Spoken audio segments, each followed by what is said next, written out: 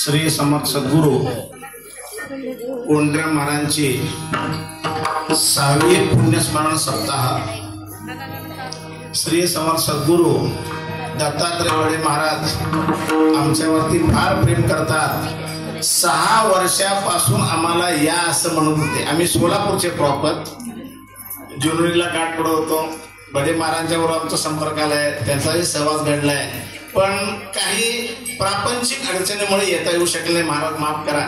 तानाजी महाराजांचा अडचण असेल तर आमचा असेल तर त्यांचा अडचण असणार, त्यामुळे थोडस उशीर झाला। यंदा महाराज म्हणले आम्ही तुम्हाला सांगणार नाही, आला तर ठीक, नाही तर बघा। मी म्हणलं ठीक आहे महाराज म्हणलो। शेवटी कोंढऱ्या बडे महाराजांनी बोलून घेतले। म्हणजे ही जागा कशी आहे, पवित्र आहे।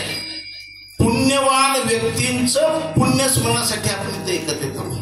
मागाशी आपण निवडले सद्गुरू सारिका असता पाठीराखा, इतराची लेखा कोण काय करे। सद्गुरू जर माग असेल, कोणाच्याही बापाला भिण्याची ताकद आपल्यामध्ये असेल। व्यक्तीला नाही माहिती, व्यक्तीचं व्यक्ती अजून काय म्हणजे त्यात ताकद असेल सद्गुरू मध्ये। 100 काम सोडून भोजन करा, 1000 काम सोडून स्नान करावे, 10,000 काम सोडून भोजन करावे आणि करोडो काम सोडून नामस्मरण करावे। एवढी ताकद नामामध्ये। म्हणजे आपण जर पोटामध्ये अन्न असेल तर कीर्तनला उभा राहू शकतो। महाराज म्हणले अगोदर प्रसाद घ्या, नंतर आपण इथं सेवेसाठी येणार आहोत। म्हणजे तुमच्या पोटामध्ये काहीतरी असेल तर तुम्ही इतरांना ज्ञान सांगू शकता। पण ज्ञान सांगताना सकाळ सकाळी आपण शुचिर्भूत होतो, अंघोळ स्नान अमुक तमुक व्हायचे। त्याच्यानंतर मगाशी दान धर्मांची यादी वाचली बघा। तरी ताईने चानोशीचे 1,11,000 दिले, बरोबर ना महाराज? 1,11,000 म्हणजे ती यादी थोडीशी चुकली होती। काय तर 1 लाख म्हणले, पुन्हा 1,11 म्हणले। हे जे तुम्ही दान दिलेलं आहे तेच पुण्य तुम्हाला शेवटपर्यंत टिकणार आहे। तुम्ही लाख कमवा, करोड संपवा, 1000 लाख कमवा, पण इथं सोडून द्यायचे ते जर तुम्ही दान धर्म केला तर त्याचा पुण्याचा ठेवा होतो। ते पुण्य तुमच्या शेवटच्या क्षणाला उपयोगाला आल्याशिवाय राहणार नाही। बडे महाराजांचे टाळकरी पाखरे मारतात जे सोडले ते पालके महाराज टाळकरी बघा। आज कोंढऱ्या महाराजांचं पुण्यतिथी सप्ताह आहे। काल त्यांनी देह सोडले। किती पुण्यवान म्हणून व्यक्ती, पुण्यवान व्यक्तींचं पुण्यवान मध्ये मरण येत असतं, म्हणजे देह सोडत असतात। काय ताकद असेल, म्हणजे एकेकाला मरण येत नाही महाराज, अक्षरशः जमिनीला खिळून बसत असतात, तरी देखील त्यांनी टाळकरी व्यक्ती काल त्यांचं झाला, आज सर्वस्व झालं। म्हणजे काय कोंढराम बडे महाराजांची शक्ती असेल। त्यांनी मला वाटतं पुण्याला काहीतरी त्यांचं राहत होते, इथं येत होते, टाळकरी येऊन राहिले तर जमीन पण आहे, पण दाखवण्यासाठी पुण्याला घेऊन गेले। पुन्हा सप्ताहाच्या अगोदर 1 दिवस काय ताकद असेल। म्हणजे सद्गुरू सारखा असता पाठीराखा, इतराची लेखा कोण काय। जुनोनीला कौलेकर महाराज आणि बडे महाराज मिळून इंचगिरीला चालत जात होते। इंचगिरीला चालत जायचे। चालत जाताना एकदा बडे महाराजांना खूप ताप आला। मग आता काय करावं, यांनी 2-3 जण चालले होते। बरं एका व्यक्तीला सोडून जावं, यांना ताप आले, काय करायचं अवघड। बरं घेऊन जावं तर सोबत ताप आहे, काय करायचं असं म्हणून थोडस झाडाखाली बसले, नामस्मरण केले. नामस्मरणानंतर ताप कमी झाला. पुन्हा त्यानंतर प्रत्येक माघ सप्ताहाला कौलेकर महाराज आणि कोंडीराम बडे महाराज हे इतक्या व्यक्तीने घेऊन जायचे की त्या ठिकाणी इकडून रस्ता ओलांडत असेल तर लोकांना वाट बघायला लागायची. काय त्याची ताकद असेल, काय शक्ती असेल. आपण जगामध्ये काहीही घेऊन जाऊ शकत नाही, तरी व्यक्ती जिवंत असेपर्यंत प्रत्येक जण आपलं आपलं आपलं आपलं म्हणत असत. कोई नहीं अपना समझो मना, कोई नहीं अपना, कोई नहीं अपना, कोई नहीं अपना समझ मना, कोई नहीं अपना, कोई नहीं अपना समझ मना, कोई नहीं अपना. चारे बांबू कांधे उठाया, चारे बांबू कांधे उठाया, हरे नामे जपना समझ मना, कोई नहीं अपना, कोई नहीं अपना समझ मना, कोई नहीं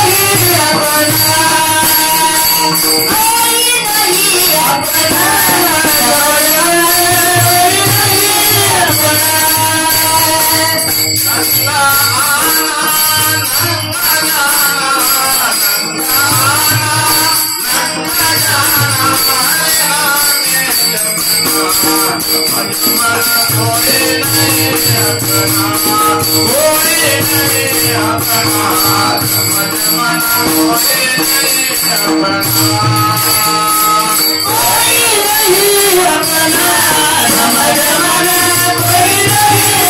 अपना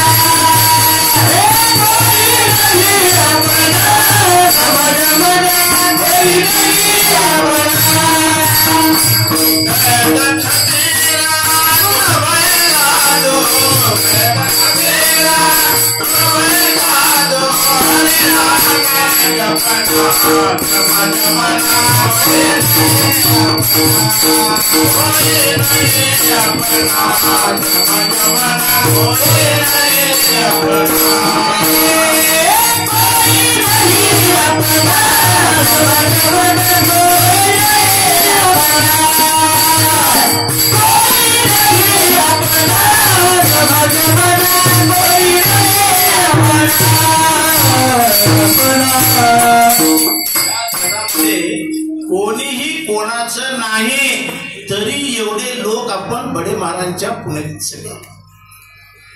जाताना काही घेऊन जात नाही, येताना पण नंगाले शरीर, जाताना पण जाणार आहे. तरी सद्गुरूच्या मुखातून जे नाम येते ते नाम जर आपण नामस्मरण केलो तर तेच शेवटी फक्त आपल्याला तारणार आहे. म्हणजे अशा प्रकारची व्यक्ती, माणसाला आयुष्य किती आहे? कमीत कमी 100 म्हणतो. त्यातले 50 वर्ष झोपेत गेले, राहिले किती? 50 वर्ष. त्यात पुन्हा बालपण आहे, तारुण्य आहे, पुन्हा वृद्धापकाळ आहे, नोकरी, संसार, अमुक तमुक, शिल्लक किती राहिले? काहीच नाही. मग याच्यामध्ये पारमार करताना लहानपणी आपण काय म्हणतो? अजून व्हायचं जायचं, नोकरी लागू दे, मुलाबाळ होऊ दे. म्हणजे याच्यामध्ये तुमचं आयुष्य गेलं, म्हणजे शेवटी अध्यात्म तुमच्या हातामध्ये येऊ शकत नाही. जी व्यक्ती लहानपणामध्ये अध्यात्म करू शकते. आता बडे महाराजांचा, आपला दत्तात्रय महाराजांचा छोटा मुलगा बघा कसं कीर्तन केलं, आम्हाला लाजवेल असं कीर्तन केलं त्या व्यक्तीने. म्हणजे अशी जर व्यक्ती तयार झाली तर भारतामध्ये किती लोक सुधारतील, किती आध्यात्मिक उन्नती होईल, किती शक्ती वाढेल. म्हणजे तेच शक्ती आम्हाला शेवटी दारू शकेल. म्हणजे इंचगिरी संप्रदायामध्ये कसं आहे, जर पुण्य केला तर इंचानं वाढू शकतो. आणि त्या व्यक्तीचा कुठं तर जर थोडं बहुत चुकलं तर फुटाफुटाने खाली येऊ शकतं. विठाल विठाल विठाल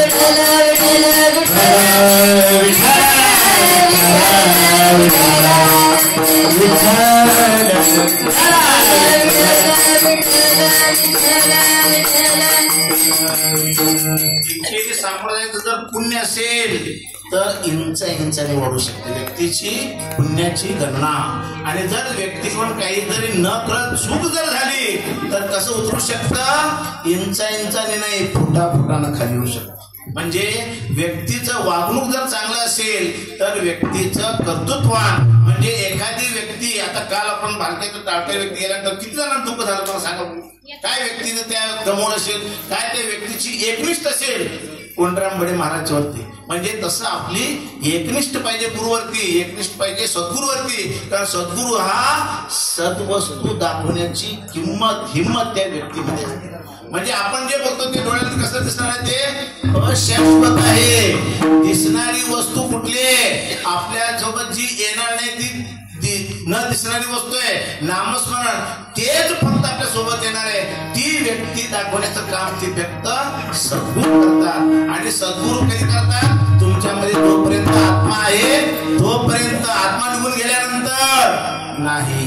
प्रत्येकाला शरीर सोडून जावं लागतं. शरीर असेपर्यंत सद्गुरूला शरण जावा. सद्गुरूला काम क्रोध मोद मोह मद मस्त सगळं गुंडाळून टाका आणि सद्गुरूकडनं अनुग्रह घेऊन आपल्या जन्माचं सार्थक करून घेण्याची शक्ती सद्गुरूकडे आहे. फक्त त्याला आपण नम्रतेनं विनम्रतेनं जर गेलो तर सद्गुरू आपल्याला भेटतात. माणसाला कधीतरी ध्येय सोडणारच आहे. मला सांगा कोणी अजून राहणार आहेत का? नाही. फक्त एक शेवटचा आपण घेतो. खाली करा घर माड्याचे, खाली करा घर माड्याचे, लोटे झाले घर मालकाचे, लोटे झाले घर मालकाचे, लोटे झाले घर मालकाचे.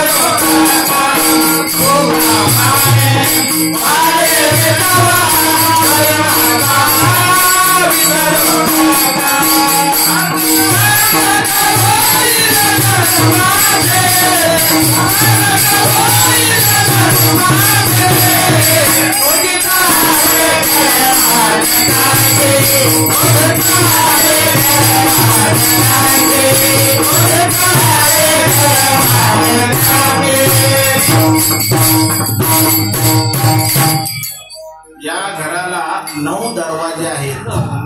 10व्या दरवाजाने आपण जाणार आहोत हे प्रत्येकाने लक्षात ठेवा. शरीरामध्ये पण कचरा आहे, बाहेर पण कचरा आहे. आपण बसता बघा कारण थोडस पुसतो का, चांगला असेल तर बसतो, नाहीतर बसत नाही. आत पण कचरा असेल, बाहेर पण कचरा असेल तर पटेल का दोघांचं? अजिबात पडणार नाही. आणि शेवटचं वाक्य आहे, तुका म्हणे भाडे ठरवा, घर मालकाला विसरू नका. सर्वांनी सद्गुरूकडनं नाम घ्या, अनुग्रह घ्या, नामस्मरण करा, आपल्या देहाचं सार्थक करा. याला भाडं द्यावं लागत नाही. झालेली सेवा सद्गुरूचरणी अर्पण करून मी माझे 2 शब्द संपतो.